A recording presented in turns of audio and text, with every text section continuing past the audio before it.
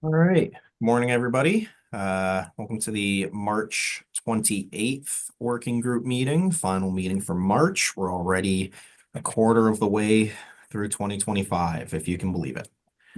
I sure can't. Um, we'll start off with our new members today. I see that JP is on the call. Sorry, JP, I won't attempt to pronounce your last name. I'll leave that for Beaupre, you. very French. Beaupre. Okay.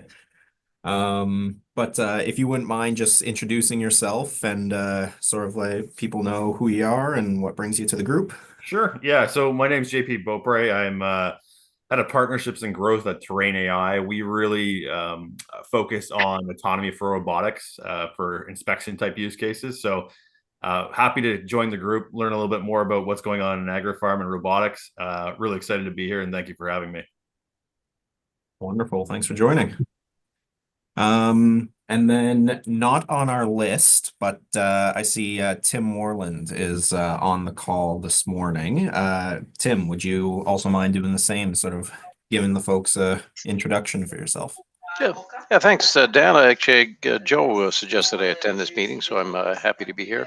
My name's Tim Warland, and I'm with CMC Microsystems. CMC is a not-for-profit that's supported by the government to sponsor semiconductor development. I believe there's a large role for semiconductors in sensors and systems and robotics, and we're looking for new projects that we can fund. And so I thought this was be a good group to look for those opportunities. Wonderful. Thanks so much for joining us today. Um, I don't believe I see anybody else on the call from our list. Is there anyone who has never introduced themselves that would like the opportunity to while we're here? I have not introduced myself before. Paul Moot with AFC. I'm sitting in for Anne Michelle Burry. But I work with the Science and Policy Integration Division at AFC, and my main roles are looking at the integration of robotics into agriculture as well as plastics use in agriculture. So it's a very horticulture focused profile of mine. So I'm looking forward to learning more about this. Where are you based, Paul? I'm in Ottawa. But previously I was a research technician at Vineland. So this is the Vineland station, which is right beside VRIC. You know where that is. Yeah, so it's good to be here. Thank you. Excellent. Thanks so much, Paul. Appreciate it. Anyone else like the opportunity to say hello before we move on? I think Dave Pethram waved. So welcome, Dave.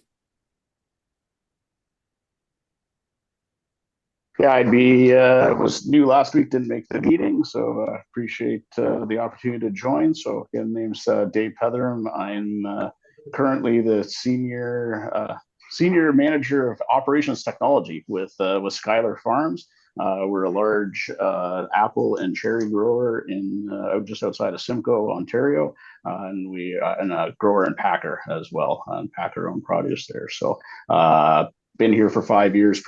I spent 16 years in the farm equipment business, and a lot of farmers know me as GPS Dave. So managed precision ag technology division for Premier Equipment for a while. So not a stranger to any of this. So thank you for having me. Excellent. Thank you so much for joining. Appreciate it. Alrighty then. Welcome all of our new members. At this time, I will pass things over to Jason from Haggerty AgRobotics, who's going to be providing everybody with some project updates this morning.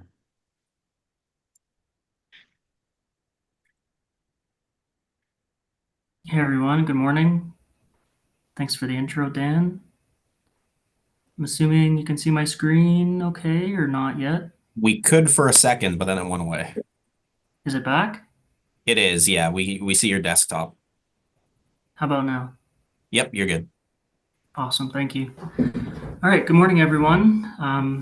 So my name is Jason Gharibo from Haggerty AgRobotics, and I'm going to be giving you all an update on the weed scouting project that we have in lima beans with Norterra and other industry collaborators. So just to take a step back, I'm going to kind of frame the problem. Why are we looking at this? And then give you a bird's eye view of what we're doing to tackle this challenge. So we're focusing on processing vegetables here. So vegetables like lima beans, other edible beans that are meant for like canning, frozen vegetables, those kinds of things. And there's an increasing challenge in growing these crops and managing pigweed, horse nettle, and nightshade in particular. A lot of the herbicides that are available are not able to adequately manage these weeds, and also these weeds don't show up in all of the field. So in many cases, there's spray being applied to parts of the field that don't necessarily need to be applied. And then later on in the crop's life cycle, towards the harvest side of the life cycle, there's often weeds that escape. And if those weeds get into the harvested crop, then it can cause a lot of contamination, which can be a big cost as well. So we need to find a way to better identify where these weeds specifically are in the fields. So the way to do this today is through crop scouting, and scouting is a method used to identify pests and diseases in the field. It's a way to make informed information-based pest management decisions, but with the current methods available today, it's really around 7% or less of fields or percent of the actual field that gets scouted, because it's a very manual process. Someone has to go out there, walk the field, usually just checking random spots in the field, and then noting what they see. So just kind of gives you a picture of where we are today, or where the current solution is at addressing this problem. And this problem was brought forward by Norterra, by Dan Oliver. And with the support of the group and having this forum of the AgRobotics group, and having people specialized in weed science, data technology, robotics, scientific processes, there were many people who raised their hand from this group and said, hey, like, we have a solution to address this part of that problem. We have a solution to address that part of the problem. So together we put together a multifaceted interdisciplinary team who we have been working together for the past 2 years to address this problem. And one of the first things that we did is we established what are the requirements that we need to meet to address this problem in a better way. So we want to take that scouting coverage from 7-ish% to over 90%. And we want to identify the 3 main weeds that I mentioned earlier. And we also set a realistic accuracy expectation. So for is it possible to mute? Sorry about that. Okay, I muted. perfect. Thanks. So where was I? 75%. So we wanted to set a realistic target for how much of the field we could accurately identify where the weeds are. So in a lab setting and research and those kinds of things, at least in my experience, usually we're trying to hit 98%, 99%, 90 plus. But realistically in the field, 75% and above is going to be giving us an awesome place to work from. And that kind of balances too. Like if we want to hit 80 or 90%, we're going to have to go much slower. So realistically, if we hit 75% and we can do it quickly, that's the main thing. And that we'd need to scan in an early part of the season to get prescription maps of where we need to spray or not spray. And then later on in the season, near the end of the year, close to harvest, for which parts of the field we want to avoid with the harvester. So our process that we established for doing that is collecting in-field weed images for pigweed, nightshade, and horse nettle. And then we'll drive a machine through the field that's going to take images of the field, overhead images, and then ultimately we turn that into a digital map of where the weeds are in the field. And then we use that density map to make application and harvest decisions. So in the first year, we put together this prototype, which is 2 cameras looking down, and we used the Haggerty autonomous robot and a gator to drive these cameras through the field to take the images. On the left, we had this robot at the Aurora Research Station, where we had more controlled plots of what weeds were going to be in the field, and some field or some subsections that were sprayed, some that were not. And on the right with the gator, we use this machine for more commercial representation of what you would see or what a scout would see. So these were with the gator and this apparatus, we were actually going into commercial fields and taking images of what would be seen in the real operational environment. And here in this first year, we didn't do anything more than an acre or two. It was more so to create a base model and figure out what we could see, how fast can we go, which camera, do we need both cameras?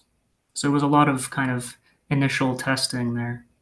And these are the kinds of images we were taking: RGB, NIR, 2 channels of NIR. And then from there, the images, we had to manually, I say we, but it was really the team at the University of Guelph who was doing this part of the process, the image processing, where they identified lima beans and then where weeds were in the field. They had to do this manually at first to train the model. This is a very cumbersome process. So they put a lot of time and effort into this.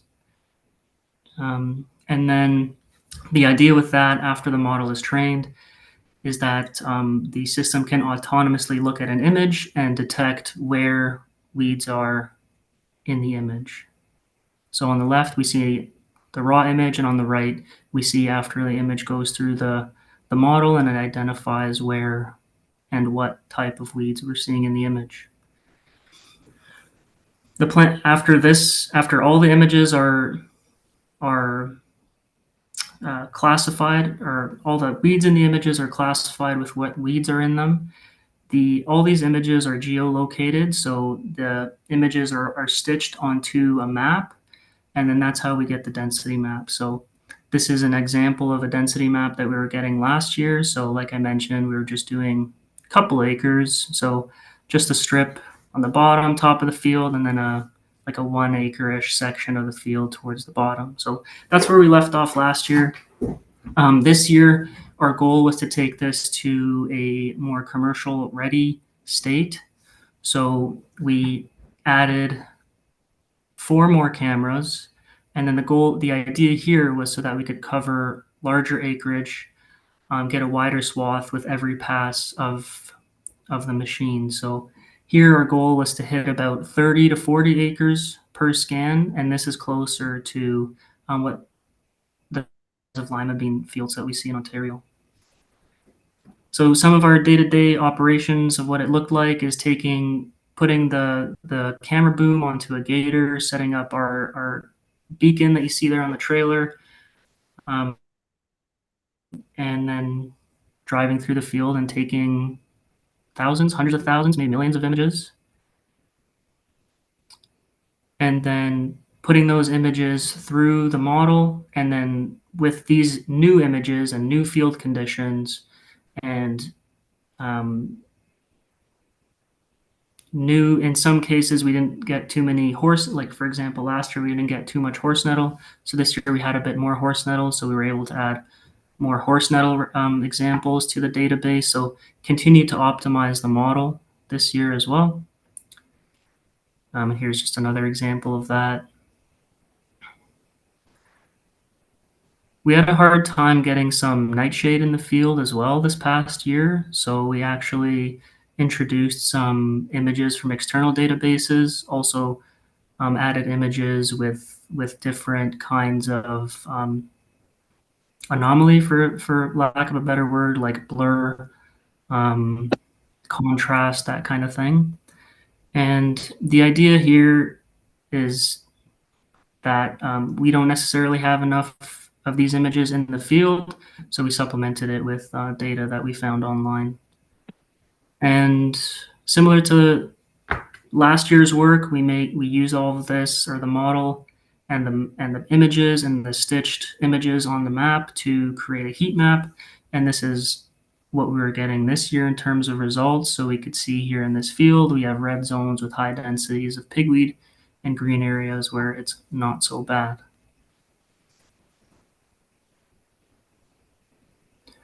So here's just a quick snapshot of the process. So we scout through the field with the autonomous or mobile system with the cameras. We take many, many, many images. We put those images through a weed detection algorithm, and then we take those images with the located weeds, count the weeds, and then those images based on their location on a field onto a map. And then we get a map like we see here on the right, and that map is used for making herbicide or harvest avoidance decisions.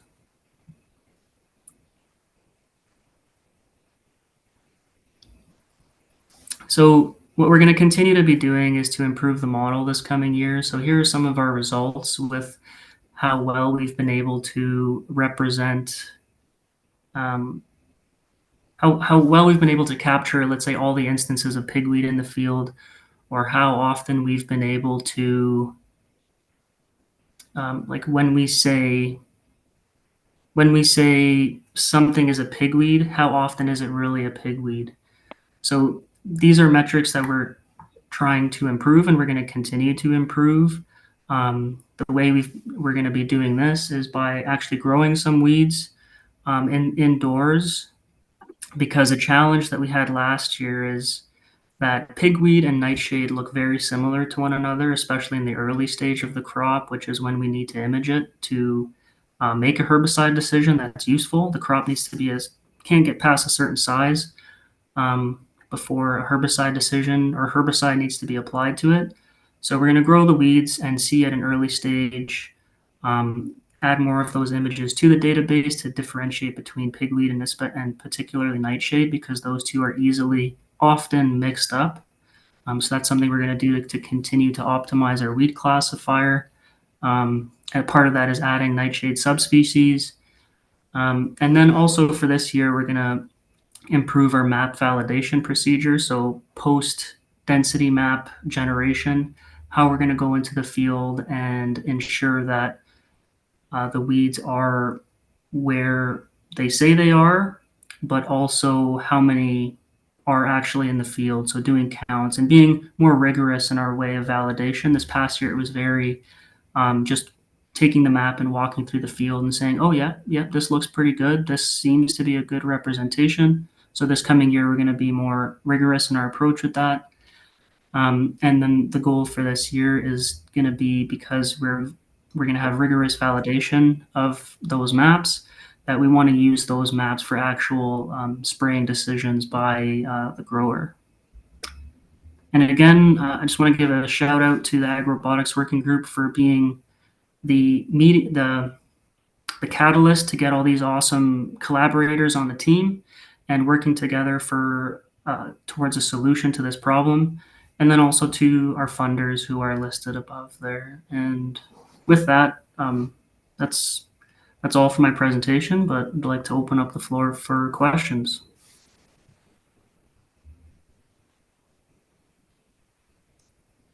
A lot of people probably don't know who you are, Jason, so you might want to just introduce yourself and then introduce Haggerty a bit. Okay. Yeah, so my name's Jason Gharibo, working at Haggerty AgRobotics. I've been working at Haggerty for just over 3 years now. So my background is in agriculture now I guess it's agriculture, or getting to be more so agriculture. My background is in robotics and business, but I've worked as a farmhand for many years before working at Haggerty. So this was kind of a dream opportunity to bring those two worlds together. And at Haggerty, what we do is we look at what are the challenges that are in the Ontario agricultural industry, and we try to find practical solutions for those problems using automation and sensors as the main tool for doing that. So we, in many cases, will like part of what the AgRobotics working group allows us to do is to see what technologies are on the leading edge, and we will often bring together technologies from many companies to put forth like an integrated solution. So this project is an example of that. Yeah, we have cameras from DJ. Where are the cameras from? I don't recall, but we have sensors. We have the Correcture robot, which is from Ontario, and then people and groups like the University of Guelph, Norterra, folks from Omafra, all kind of working together towards addressing the solution. And one thing too that I'd like to highlight about the company is that many of the people who work at Haggerty are generational farmers. So many of the solutions that we provide, and also when we're observing technologies, there's all that generational experience looking at it from that lens to be like, okay, logistically, does this make sense? Or there's this scenario that happens once every 4 years. How is it going to address that potential challenge, which is hard to replicate in trials, like yearly trials and those kinds of things. Ian, go ahead. Morning, everyone, and hey, Jason, how are you? I'm sorry I was late to the presentation. My question is, when towards the end there, you were talking about viewing the nightshades and stuff like that. Weeds develop really quickly in the field, so if you're just taking in the weeds, how quickly are you processing the data so that an application can occur? So our goal at the start of the project was within 24 hours of the scan that we have that density map. But this year, to simplify our validation procedure, so getting that density map and being able to go in and do an assessment of how well the map is, we're hoping to get that down to an hour or two so that we can go scan in the morning, do the processing over lunch, and then validate in the afternoon. So that's something that we're working at right now. But right now, we're quite easily doing the 24-hour turnaround. Good stuff. Thanks. Barry, I saw that you had your hand up for a second there. Did you have a question, or Barry Potter? Nope. Okay. If you think of it, circle back. Can you hear me now or not? Yeah. Oh, yeah, there you are. Okay, sorry. Zoom doing things with my microphone today. So Ian had sort of asked the question I was thinking of, but how did you reach the 75%? And is that based on like efficiencies and cost wise? And then I guess the follow-up with, I think it was Upside when they presented, it was like they were detecting and applying at the same time. Is that a future goal or thoughts on that?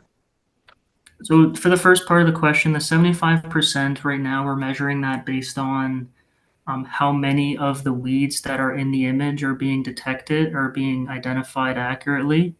So we say that if the algorithm overall is identifying 75% or greater of the weeds, then we're within that threshold.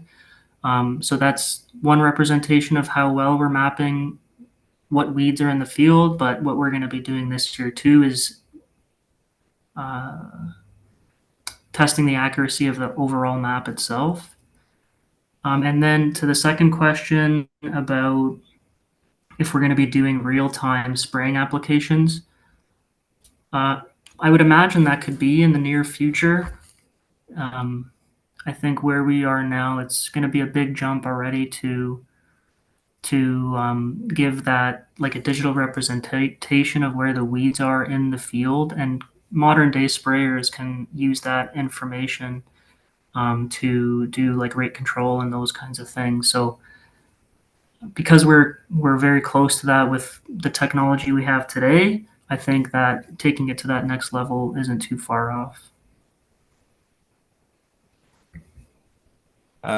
We had a couple of questions that came in the chat. Did this project also incorporate the Chrysolabs probe? This project did not, no.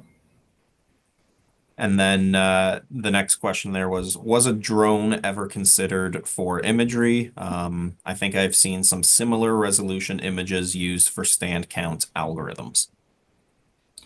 Yeah, so in the first year, we worked quite closely with Professor John Sulik at the University of Guelph, and he does a lot of work with drones. So we did some work with drones. Collectively, we did some work with drones in the first year. But for the stage that we are wanting to get the weeds, like especially at that like 2-leaf, 4-leaf stage, we observed and decided that like we need a ground-based system, especially at this point, to detect those weeds when at the point when we need to, when the herbicides are still going to be effective. Great. Chuck, go ahead. Just going back to kind of one of Barry's questions about the spot spraying, and one of the things that we're up against is how how quickly can we get this mapped out. So one of the challenges with having a small rover that would go through and identify the weed and spot spray it is that our target is we're trying to do 250 to 300 acres in a day with one machine, and whereas a small roving robot is never going to be able to get there. And then I think the other piece too is that one of the use cases in this is also harvest avoidance. Like the sprays don't always work. And we acknowledge that going in. And so in the cases where the sprays don't work, the heat map is used for a harvest avoidance, which we can automatically raise the headers of the harvesters to leave those weeds in the field. And that's there's kind of 3 stages to the heat map process. Eric had a few questions in the chat. One, how do you think testing at night would be with your own lighting? 2, roughly how many images did the U of G researchers need to process and train the vision system? And 3, what kind of algorithms did the vision system use, if you can discuss that? So in terms of taking images at night, that's something we considered. But yeah, I'm not sure if we came to a serious discussion as to like looking at the cost or the pros and cons to doing either during the day is just something that is the way we went about it, and it seems adequate in being able to address what we need. And then to the other questions, to be honest, I'm not privy to like the exact model name and those kinds of things. That's the expertise of the University of Guelph team, Dr. Medhat Musa's team, Cole Terry, Nithin Prasad, and Matthew Veras. And unfortunately, I don't have those specific model names for you.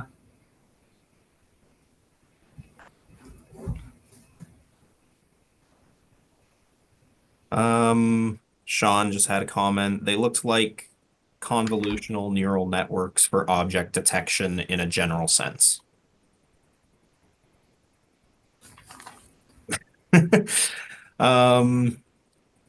Perfect. Were there any other questions or anything for Jason before we move on? No? All right. Jason, thanks so much for joining us and giving everybody that update. We really appreciate you taking the time. Thanks, everyone. Thanks for your attention and thanks for the questions. See ya.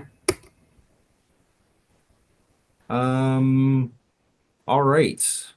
Moving forward in the agenda, next week we have the Muck Growers Info Day in Bradford on April 2nd, which is Wednesday next week.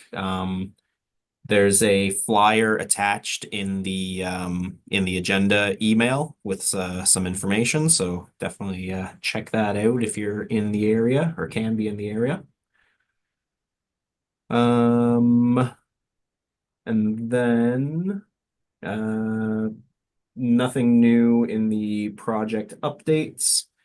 Garrison? Hi, Dan. I can speak a little bit about the ASABE annual meeting in Toronto on July 13th to 16th. So I'm involved with the Canadian chapter, the Canadian Society for Agricultural and Biosystems Engineering. Previous meetings of the Canadian Society have been in recent history, Charlottetown,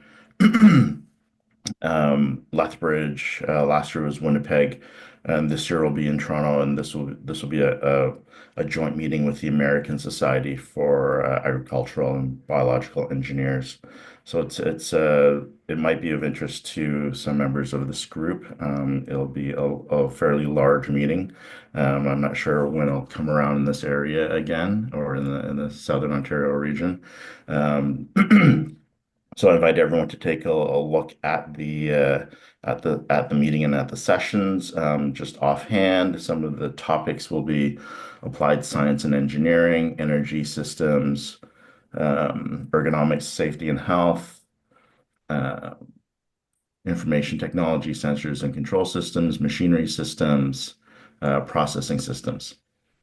So I just wanted to bring that to everyone's attention. The early bird pricing is I believe it's the beginning of May. So for those that need to make a decision or need to put together the high registration cost, I'll give everyone a bit of time to give it a consideration. Thanks. Perfect. Thanks for the update, Garrison. Also just an update on the grower info day that I mentioned. It's actually the second and third. So I apologize for not adding the third as well. The second is for carrot presentations and the third is for onions.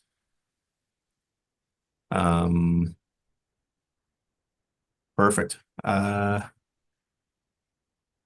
So yes, sorry. So no project updates for this week.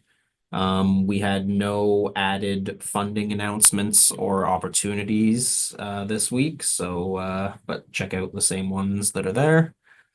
And with that, I'll move into the round table for the meeting. So this is your chance to say anything, Garrison. Yeah, thanks again, Dan. I'll just jump in again. This is not a new competition for us at Kane, but we did receive additional $8 million from the Government of Canada from Innovation and Science. So many thanks to them. And this also includes an extension through 2028.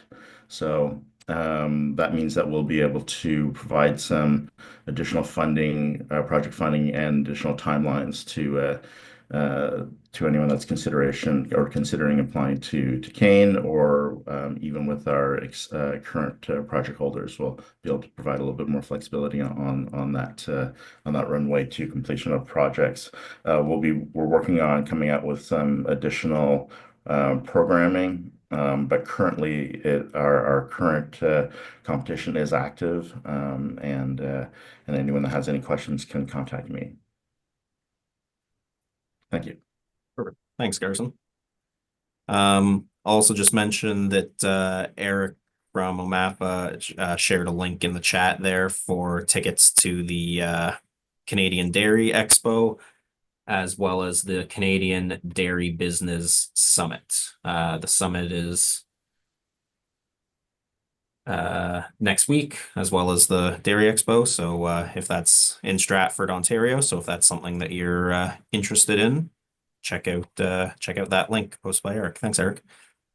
Bridget, go ahead. Just a question for the group. Is anybody here involved with the Canadian Robotics Council?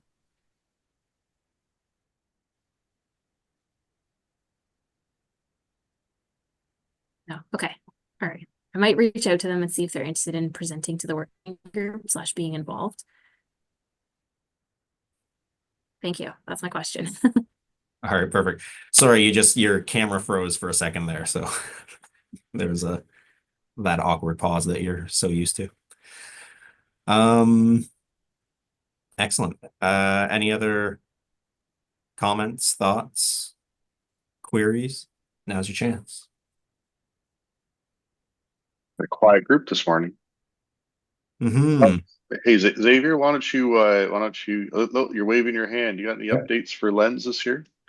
Exactly. I just want to share we have officially announced the partnership with Cargill in Western Canada on canola this year. So we'll be adding in Camrose, Alberta, which I know is in Ontario, but added the first iteration of the canola models. We're looking to do the same with onions once we do have the data processed. And if the group would be open to it, we could share new data from this year on corn, canola, onions in a presentation, maybe in a couple weeks. Right now, we're just waiting on getting through all the onion data that we collected. But yeah, we have pretty new models for corn as well from doing some trials in 10 or so states. Yeah, we'd love to share. And then we're also looking to do a wheat sampling run with Haggerty. So within kind of I think mid-April to early June, do some winter wheat samples with folks around. I'm not sure how that's going. We just had some initial talks with the team. But I thought this would be a good place to mention it if you do have any winter wheat that is nearby that could be sampled as well. We're looking to get up to 250 calibrated samples, which would be a good ways to getting an initial model for wheat as well. Yeah, just wanted to mention that, and I think that's everything. Yeah, we're hoping to also do some onion samples in the summer with Guelph as well, continuing that project, and hopefully getting into some carrots and celery. Yeah. Perfect. Thanks, Xavier. And we've got you slotted in to present on April 11th. So we'll be looking forward to that in a couple of weeks. Perfect. Yeah, that'd be a good time. Awesome. Thanks, Xavier. Ian, I saw you had your hand up for a second there, but it went away. Did you have anything? Just have a silly question that probably is silly, but in light of all the craziness at the border and stuff, do we think that's going to speed up or hinder all the work we've been doing on agriculture robotics? And it's maybe not an answer for today, but it's a question to ponder, I guess. Hinder. It's not good. It's not good. I disagree. I think it's going to do both. I think there's going to be some people that are you're going to split the party. And I think that might be the kind of stimulus we need in Canada to step up for ourselves. And yes, it's going to be harder to get money and harder to get resources, but we might be able to get some good talent that wants to come here and work with us. So it's both an opportunity. It's not just fully negative, in my opinion. And I think I'm gonna echo David's comment there and Joe's comment. I think it's gonna be a little bit of both, and where it's gonna hurt us is the uncertainty in the companies that we're exporting south and what they can ship there, and so there's a little bit of people being a bit gun shy. I was talking to a grower, more than one grower who, waiting on processing tomato contracts, waiting on other vegetables, trying to decide where that's going to go. At the end of the day, people still have to eat, and we are not insignificant in what we produce. So I think there's an opportunity.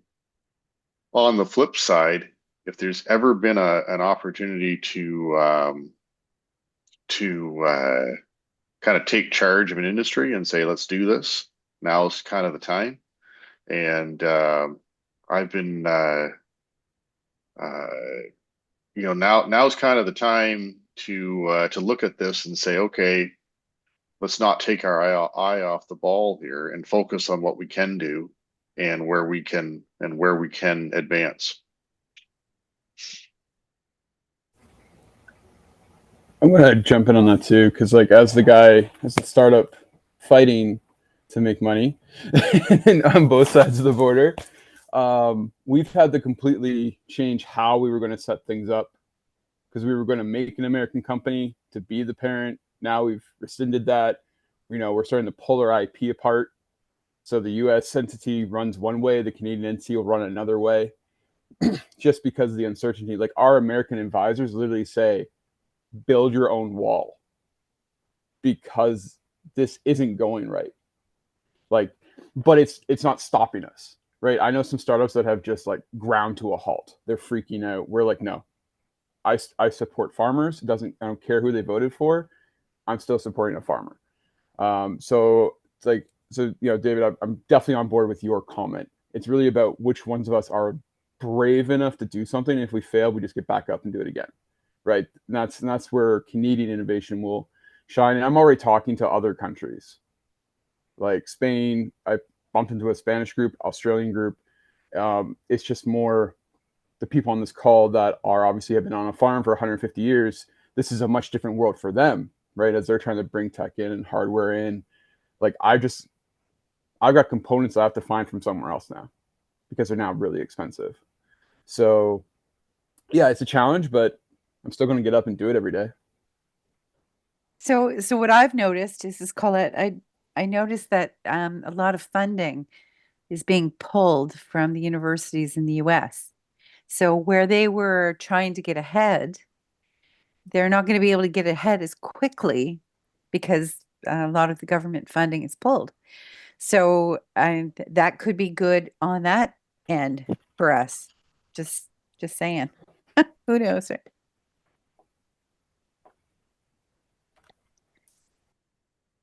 Lots of uncertainty. So let's focus on what we can focus on. Agreed.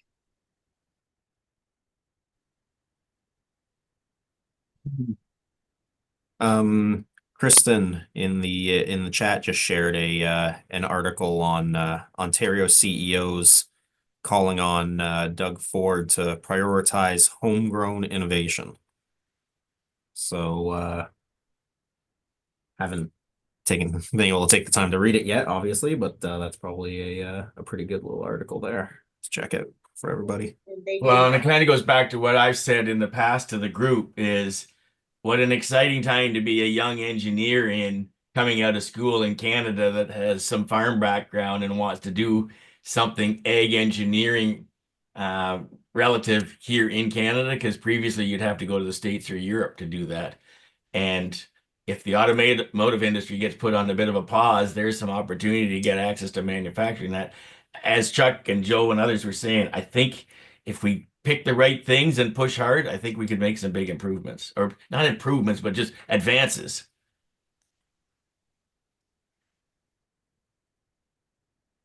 Really interesting to see what the next few years bring about with all this.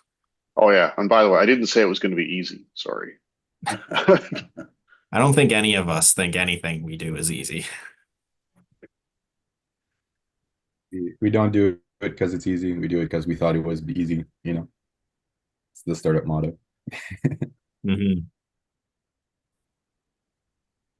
Perfect. Were there any more thoughts on that or anything new?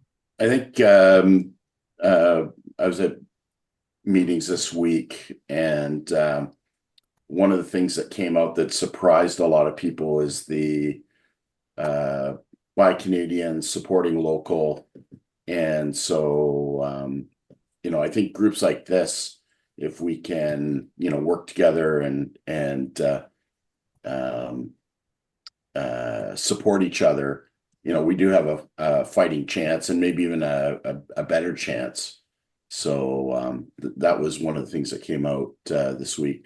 I think too, we've got events like Spark coming up on April 15th in Elora. I think, Chuck, are you presenting there? So, you yes, know, I am. Yep. I think the Canadian Venture Capital for Ag Tech group being led by FCC is kind of been stimulated because of all this trade talk. And I think, you know, we may see more resources going to innovation than we might not have if you know, Trump hadn't stirred up the hornet's nest. So so there could be some good benefit to being active, keeping networked, and keep sharing information, and you know, hopefully we all get further faster together.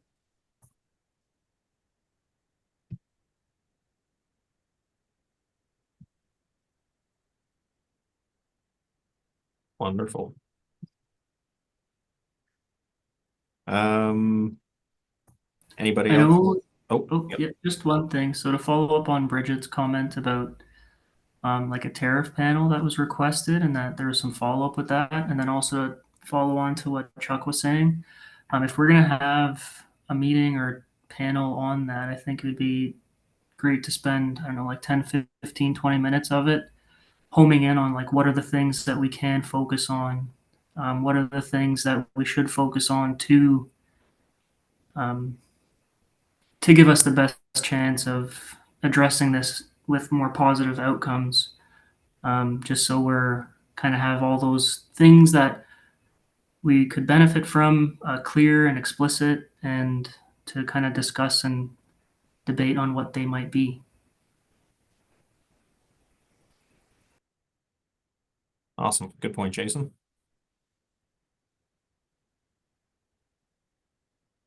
All right.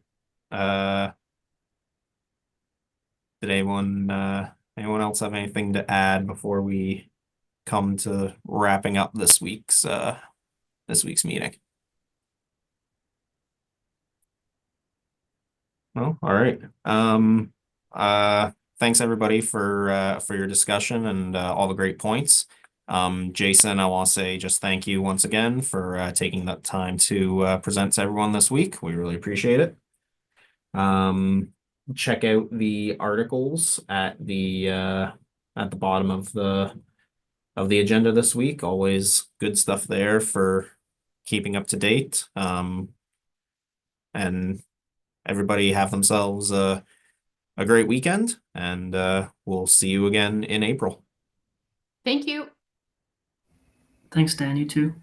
Thanks, everyone. Good talks. Thanks a lot, everybody. Thank you. Thanks.